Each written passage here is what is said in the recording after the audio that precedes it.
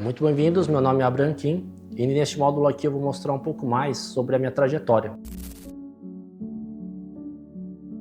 Eu quero servir de inspiração também, porque existe muito desânimo nesse mercado, tá? Parece muito distante para muitas pessoas e pareceu muito distante para mim também, né? Eu comecei ali como um jovem, o pessoal olha hoje para mim achando que eu sou herdeiro, que eu vim de uma família rica, mas eu acho que, na minha opinião, pelo menos, eu vim de uma família pior do que uma família pobre, porque a nossa família era muito endividada, desde que eu era mais novo. Então você sempre tinha aquela sensação, né, de que você nunca vai melhorar. Você não está pobre, você não está rico, mas também você não é classe média, então você acaba ficando muito perdido, né? Então a minha trajetória começou desde mais novo. Eu fiz meus 18 anos sempre, né, com o sonho de trabalhar com games. Eu já fazia alguns projetinhos ou outros menores, né? Que nem todo moleque faz, né? Eu jogava Tibia, eu tinha um servidor, né, de Tibia também. E o pessoal, né, mais antigo vai entender que jogo é esse. E a partir daí eu comecei, né, realmente a ter um sonho. Não era, na verdade, um objetivo porque estava muito distante. Então ele acaba virando um sonho. E fazendo 18 anos, como a grande maioria, né, da população, né, de famílias humildes, eu não tinha dinheiro, não tinha emprego, mas pior, né, eu tinha uma dívida de 6 dígitos que não era nem minha, né? Praticamente pegaram o meu nome, criaram uma empresa e eu já estava com uma dívida que eu não conseguia abrir nem um número de celular, eu não conseguia contratar internet. Então foi uma coisa muito ruim, né? É um bloqueio mental que eu tinha de... Nossa, eu comecei no negativo, né? Não comecei do zero. E isso me prendeu por muito tempo. Então um refúgio meu foi jogar bastante, né? Porque pelo menos era um mundo, né, que eu me sentia confortável, que eu evoluía e eu sempre gostei de desafio. Aí começou, né, dentro do StarCraft 2, que é considerado o jogo mais difícil do mundo até hoje, né, de estratégia em tempo real. E foi ali que eu vi que era um jogo muito complexo, ao mesmo tempo de muito planejamento e de muito reflexo. Então, qual que foi, né, o ponto-chave para eu ficar bom, né, dentro desse jogo? Como ele é um jogo de estratégia, primeiro, antes de mais nada, você precisa entender um pouco sobre Theory Crafting. E o Theory Crafting é um termo que eu vou usar muito, tá? Nos módulos aqui e nas próximas aulas também, que é você entender o que você quer, criar uma tática, testar essa tática, ver se deu errado, ver se deu certo, pega as coisas boas, descarta as coisas ruins. As descartadas que você dá, você tem que entender o porquê você descartou isso para não se repetir. E você faz esse fluxo, né, de ações, né, repetidamente, e você finalmente vai conseguir ficar um pouquinho melhor. Mas sobe um degrau, sobe 2 degraus. E foi aí que eu fiz minha primeira viagem internacional. Porque eu estava jogando ali o StarCraft, é um jogo de estratégia 1 contra 1, né, no modelo principal. Então você não depende de equipe. Então se você for um cara muito bom, você vai conseguir ganhar da pessoa e é um jogo que tem muita pouca sorte envolvida. Você pode ver o poker, tá? Você pode ser o cara mais estrategista do mundo, né? Se naquela última carta, naquele all-in, na bolha, né, de um torneio, virar a carta para o cara que o cara tenha 0,7% de chance, a sorte acabou afetando e eliminou um cara bom e promoveu o cara ruim, né, para ele continuar dentro do torneio. No StarCraft, ele é um jogo que eu trago muito, né, eu já dei muitas palestras sobre esse jogo, principalmente porque eu tenho alguns vídeos que eu vou mostrar também, que quando eu era mais novo eu estava numa lan house, eu já era muito bom lá, tá? Eu estava no top 20 das Américas nessa época, e eu joguei com um cara, e eu joguei com meus pés. Então foi bem engraçado esse vídeo, ao mesmo tempo o cara tava folgando, né? Ele tava sendo bem folgado com as pessoas, tava se achando muito, eu falei, vamos apostar então, R$500, na época era bastante dinheiro, e quem ganhar aqui, ganha, né, os R$500 do cara. Aí eu ainda falei pro cara, mas eu tenho ainda um handicap que eu vou colocar, uma desvantagem para mim, eu vou jogar com meus pés, então as minhas ações do mouse eu vou fazer com a minha mão direita, e as ações do teclado eu vou fazer com o meu pé esquerdo, né, subindo, né, eu joguei meu pé em cima, vocês vão ver no vídeo, né, futuramente, e eu acabei ganhando do cara. Então é um jogo que realmente, se você for muito melhor que a pessoa, você pode ter várias desvantagens, você pode desligar seu monitor por 1 minuto e ligar o monitor por 1 minuto e ficar intercalando, e mesmo assim dá para ganhar de pessoas que têm menos conhecimento, né, e menos técnica do que você. Então é um modelo, né, que eu uso muito, principalmente para mostrar para vocês que é uma maneira de enxergar a vida, né? Às vezes você vai ganhando essa vantagem pouco a pouco das outras pessoas, e eu não digo para você ser competitivo, né, ficar se comparando com os outros, mas é uma maneira de você entender que a única coisa que precisa progredir é você. Você não pode se contentar com o regresso das outras pessoas ou com o nível das outras pessoas ao redor de você. Eu gosto muito de games competitivos justamente por isso. O seu adversário não são os outros, né? É sempre você mesmo, por quê? Quanto melhor é o pareamento, né, dos jogadores, e mais você sobe, mais experientes e melhores vão ficando seus adversários, né, automaticamente. Então por isso que eu gosto, é um desafio interminável até você chegar no topo final, que é o top 1, mas mesmo o top 1 ele sempre está acirrado, né, com os top 20, top 50. Então é uma parada assim, que eu gosto muito, e isso foi muito presente na minha vida. Então minha primeira viagem internacional foi pelo StarCraft 2, tinham 3.000 pessoas mais ou menos nessa classificatória, eu eliminei todas, né, nessa bateria. Eu consegui fazer a viagem, né, eu estava fazendo a faculdade de tecnologia da Unicamp, passei com mais 3 amigos de infância meus, e estava todo mundo lá, né, numa outra cidade, e eu também não tinha muita perspectiva, né, porque falava, vou fazer uma faculdade de tecnologia, para trabalhar com games, apesar, né, de eu gostar muito de jogar e eu querer criar meu próprio jogo, eu acho que é o caminho mais perto, né, eu entrei na parte de programação. Mas aí já nos primeiros semestres eu já vi que não era muito isso, e eu continuei mais ainda jogando o StarCraft 2, fui ficando cada vez melhor, e aí sim, né, eu fui para Dallas, aí eu comecei a me achar um pouco, né, porque na América Latina não tinha muitos jogadores melhores que eu, e lá fora eu também achava que não. Só que aí veio um choque de realidade, né, eu tomei um pau lá, né, perdi acho que eu saí na terceira rodada do Mundial lá em Dallas, e eu acabei voltando pro Brasil falando, eu consigo viver de games, né, se eu conseguir jogar melhor. Só que ao mesmo tempo parecia uma coisa muito distante, porque eu vi a estrutura, né, o nível das equipes que as pessoas estavam lá dentro. Isso não deixou me desanimar um pouco, mas eu continuei jogando. Mas aí, como na época, se hoje já é um pouco mais difícil, né, você virar um pro player, imagina na época, né, era em 2012 mais ou menos, fazem mais de 10 anos, né, que foi essa época. Era mais difícil ainda. Mas ali foi uma fagulha, né, que disparou ali pra mim, falando, eu consigo viver de games, pode não necessariamente ser jogando. Só que aí eu fui jogando cada vez mais StarCraft, o StarCraft foi caindo porque o jogo era muito difícil, as pessoas culpavam, né, outras coisas, e chegava a um ponto que não tem mais como culpar, né, se é um jogo 1 contra 1, o que você pode culpar? Você pode culpar o lag, pode culpar a raça, né, a equipe que você está jogando, mas depois a culpa vem para você, né? E a maioria das pessoas não gostam de admitir que elas são ruins ou elas que precisam melhorar para fazer alguma coisa. Então o jogo foi decaindo e veio o League of Legends. Aí eu acabei virando coach, né, de uma equipe de League of Legends antes mesmo de jogador. Eu fiz um acompanhamento, né, dessa equipe, criava táticas, analisava, né, as equipes, e depois eu virei jogador de League of Legends também, dentro desse cenário. Aí eu joguei mais um pouco, a gente quase foi para a China, né? A gente chegou na final, e a gente acabou perdendo, sendo eliminado, e nessa eliminatória, né, a gente já estava na final, a equipe que ganhasse ia jogar o Mundial na China e a equipe que ficasse em segundo ia ficar sem fazer nada, né? Só ficar chupando o dedo porque o valor da premiação também não era tão relevante para mudar a vida. Então depois que a gente perdeu isso, eu comecei a desanimar mais um pouco e eu comecei a ter um receio, né, do meu futuro. Porque eu falei, eu só estou jogando o dia inteiro agora, minha faculdade está trancada, o que eu faço agora, né? Eu largo tudo?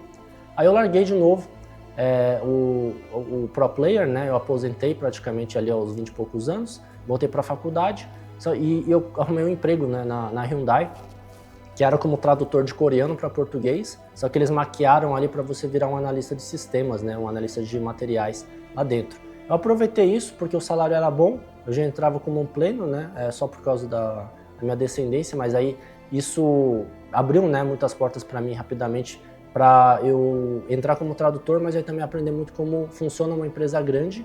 Eu acabei ganhando confiança do pessoal e lá eu entendi, né, que se eu já estou nesse posto, né, trabalhando e eu já estou perto do meu gerente, do meu diretor, e eu vejo que a vida deles é muito infeliz, eu não quero continuar numa faculdade, né, que eu vou me formar e eu vou trabalhar numa multinacional na parte de carros, né, de produção de HB20s, sendo que eu já estou, né, num posto que eu já poderia decidir se eu quero ou não.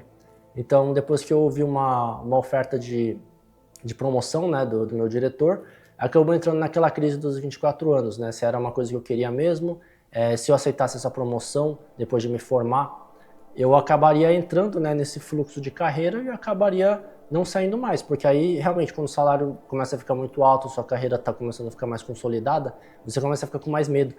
Então aí eu pedi demissão da Hyundai, pedi para cancelar minha matrícula, não foi nem um trancamento mais, né? Eu falei para excluir minha matrícula para não ter volta. Mas uma frase, né, que me chama muita atenção até hoje foi o que um amigo meu de infância perguntou para mim, né? Mas por que você não larga tudo isso aí e vive de game, sabe? Aí eu falei para ele, né, em primeira instância, não, mas eu já tentei viver de games, né? Eu tentei virar pro player e não deu certo.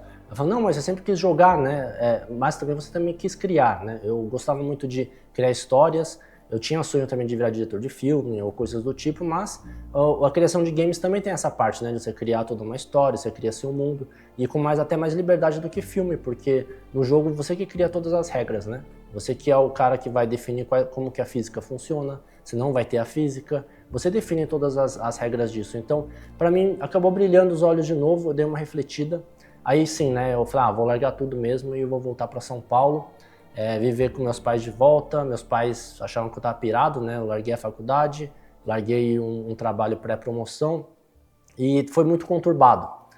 Mas aí depois disso eu acabei, né, me provando, eu acho que eu tinha muito mais peso, né, depois que você larga coisas e você puxa muito mais responsabilidade, você entra num estado, né, de foco muito alto. E aí entrando nesse estado eu acabei conseguindo criar alguns projetos, chamei a atenção de alguns investidores, a gente ganhou o nosso primeiro edital, né, do governo de São Paulo, e a gente acabou ganhando uma premiação em dinheiro, e tudo isso daí foi começando a virar uma bola de neve nesse conhecimento. Mas aí eu queria entrar numa parte muito importante, né, que tem muito a ver com o curso que vocês estão vendo agora.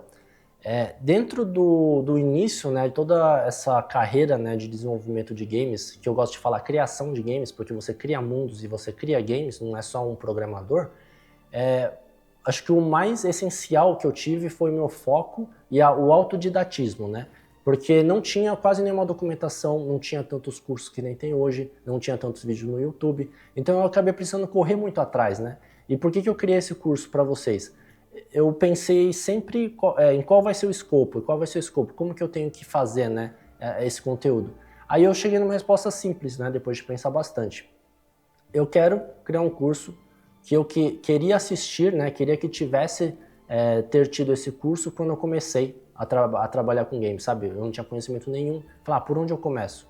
Então eu praticamente criei ali um conteúdo que deveria ali, normalmente as pessoas passam em um calendário ali de 4 anos de uma faculdade, eu tentei passar para vocês ali em coisa de 10 horas, 12 horas gravado. Obviamente, eu fiz um polimento muito grande, né, nessa parte de gravação e do passo a passo. Então, vocês me copiando ali no passo a passo, vocês vão demorar umas 30, 40 horas. Então, é por isso que eu te falo que é muito importante esse pacing, porque eu fui aprendendo todos os dias um pouco. Eu não aprendi isso de uma vez, né, da noite para o dia. E não adianta você tentar aprender da noite para o dia, porque você vai dormir e vai esquecer. Você tem que dormir, acordar, treinar, olhar de novo, clicar, teclar, vai dormir, vai acordar. Você vai fazendo esse fluxo e isso vai acabando ficando mais natural, né, para você. O conhecimento fica mais natural, o pensamento fica mais natural e o seu domínio sobre esse assunto também fica mais natural. Então, quando começa a virar uma naturalidade esse conhecimento que você tem, você está iniciando a primeira etapa, né, do Theorycraft, que é trazer toda essa técnica e testes que você fez em uma coisa extremamente metódica, que nem você percebe que está sendo metódico, porque é uma coisa muito natural, né? Você fala 1 mais 1 é 2, porque é uma coisa metódica, né? Você já sabe que é isso, e você não precisou fazer a conta desse 1 mais 2, mas você também não decorou, mas você simplesmente sabe, né? A gente chama isso aí de memória praticamente motora, e quando você chega nesse ponto, a gente fala, né, quando os pro players entram no auge, né, e no ápice, que não dura muito porque demanda muito do corpo, quando eles começam a ganhar esses campeonatos mundiais.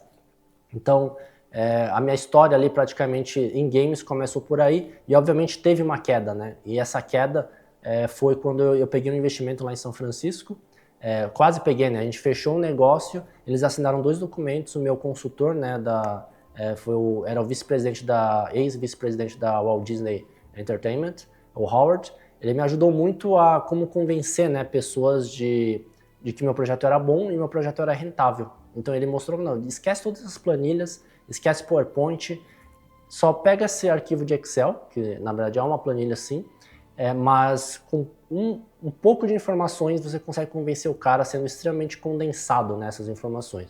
Então eu aprendi um pouco, né, um pouco mais de finanças também e pitch, baseado em números em vez de apresentando o projeto como um todo. E uma empresa resolveu investir na gente.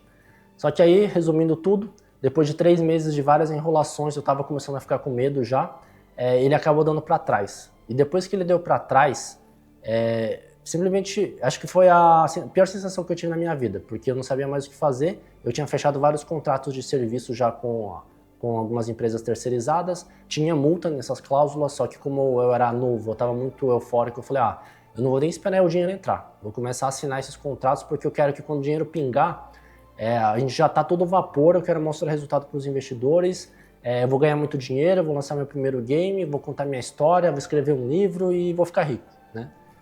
Mas como, né, quando está tudo muito bom, vem, né, a parte da queda, esse investimento miou, e eu acabei perdendo tudo e eu me reendividei, né? Eu tinha conseguido pagar as dívidas que eu tinha quando eu atingi minha maioridade, né? Que meus pais tinham feito. Mas aí, por erros meus, eu acabei pegando mais dívidas ainda de múltiplos 6 dígitos. Aí eu acabei entrando em depressão. Aí logo depois veio a pandemia. E uma coisa que me salvou na pandemia, tava todo mundo, né, desesperado. Mas tinha uma coisa que eu tinha aprendido nessa jornada toda, que foi a ferramenta Unreal Engine, que na verdade nessa época era o 4, eu vou explicar para vocês e ensinar sobre o Unreal 5, que é uma atualização nova dessa ferramenta. E com esse conhecimento que eu adquiri, né, com essa minha trajetória, eu consegui pegar um emprego numa empresa, não era nenhuma empresa, né, era um cara no Canadá que estava com uma ideia de criar uma empresa de metaversos e precisava de um professor. Aí eu falei, tô quebrado aqui, qualquer coisa que vier para mim tá bom. Eu mandei uma mensagem no WhatsApp ou no Facebook na época, mandei um Messenger para ele, a gente começou a conversar e eu comecei a dar algumas aulas, só que o cara não entendia nada e ele ficou de saco cheio e falou, eu quero te contratar, não quero aprender mais nada disso daí não, né? Vamos fazer esse projeto só nós dois. Aí eu virei o primeiro funcionário, né, o primeiro colaborador dessa empresa e hoje essa empresa vale mais de 45 milhões de dólares, eu acabei saindo já, né, eu cheguei num posto alto lá e eu que criei o primeiro protótipo, os primeiros investimentos eu ajudei a fazer, os primeiros maiores clientes, por exemplo, a PepsiCo do México, eu ajudei a ser o closer, contratei pessoas, então eu aprendi muita coisa durante esse período e é uma coisa que me ajuda muito também, principalmente nessa parte de soft skills, né? Como agir como funcionário e como agir como líder. Então, essa minha trajetória aqui acho que foi quando eu comecei a me realavancar, né? E quando eu comecei a me realavancar, eu comecei a perceber que algumas coisas que eu fazia começaram a dar mais certo pelo simples fato de que minha imaginação não estava tão longe da realidade. E quando que acontece isso? É quando você ganha uma percepção de que os seus pensamentos fazem sentido. Porque quando é que eu falo, né? A diferença de um louco e de um cara que se planeja muito bem é que o louco ele acredita em coisas que não existem. O cara que tem uma percepção boa é o cara que acredita em coisas que não existem também, mas tem uma explicação do porquê ele acha que isso que não existe ainda hoje, no caso é um futuro, tem mais chances, né, de acontecer. Então o louco ele simplesmente acredita cegamente e o cara que se planeja, né, e tem uma visão mais de futuro é o cara que também precisa ser um pouco louco sim, mas ele tem uma bagagem, né, realista muito grande, que quando eu falo ultra realista, as pessoas acham que, mas o que é um ultra realista, né? É o cara que realmente só dita os fatos e tenta tirar um pouco a parte emocional. Então, se você tirando essa parte emocional, você tem que entender se você está sendo cego pelas suas próprias emoções ou não. Obviamente, você não pode tomar decisões só lógicas, que eu acho que é impossível, mas quando você cria esse balanço e ao mesmo tempo você tem um conhecimento técnico sobre aquele assunto, ou de empreendedorismo, ou de vendas, ou qualquer coisa do tipo, você acaba criando essa percepção.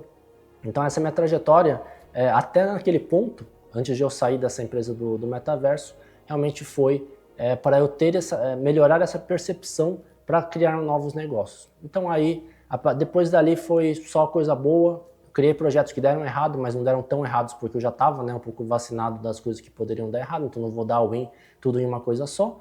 E aí sim, né, eu comecei a alavancar um pouco mais, tive algumas outras empresas e hoje eu estou aqui para vocês para passar um pouco mais do meu conhecimento, principalmente nessa parte inicial, porque não adianta eu mostrar uma evolução, né, como montar um business model de uma empresa de games e fazer um pitch. Mas para que eu vou ensinar isso se você não tem nem o início, né? Eu acho que o início você pensa, você executa, você testa e você refaz. Eu acho que são esses 4 passos que você tem que ficar fazendo isso em um loop praticamente infinito até você chegar num resultado bom. Então, primeiro você vai fazer um projeto que vai estar extremamente feio. depois vai ficar melhor, vai ficar melhor. Eu vejo muitos profissionais hoje, por exemplo, o cara tá há 5 anos fazendo o projeto dele, falando que ele quer ser desenvolvedor de jogos, o cara tá mal financeiramente, tá mal mentalmente, tá mal em relacionamento, e o cara tá achando que vai virar o Hideo Kojima da vida, né, que é um diretor de games muito famoso, com aquele projeto horroroso. Então, a minha primeira percepção com o primeiro protótipo que vocês vão criar, eu já vou tirar essa percepção de vocês, porque o protótipo que vocês vão criar junto comigo é de um outro nível já. Eu chamo de high-end. Já tem um mapa com gráficos extremamente elaborados, o personagem é bonito, a fluidez dos movimentos e os comandos são já de uma empresa AAA, que tem muito dinheiro, muito recurso e muitas pessoas. E fazendo essa junção, eu já pulo essa parte de percepção de vocês para vocês pararem de criar projetos feios. Vocês já têm que entender o que é bom, porque se o bom para vocês é o natural, o ruim vai ficar muito destoado. Então, a gente aumenta essa régua nesse início. E gostaria de agradecer, né, a vocês aí, que ficou até agora para ouvir minha história. E eu espero que vocês gostem muito desse curso, principalmente para melhorar esses dois lados, a parte técnica e a parte de percepção, certo? Muito obrigado e até a próxima.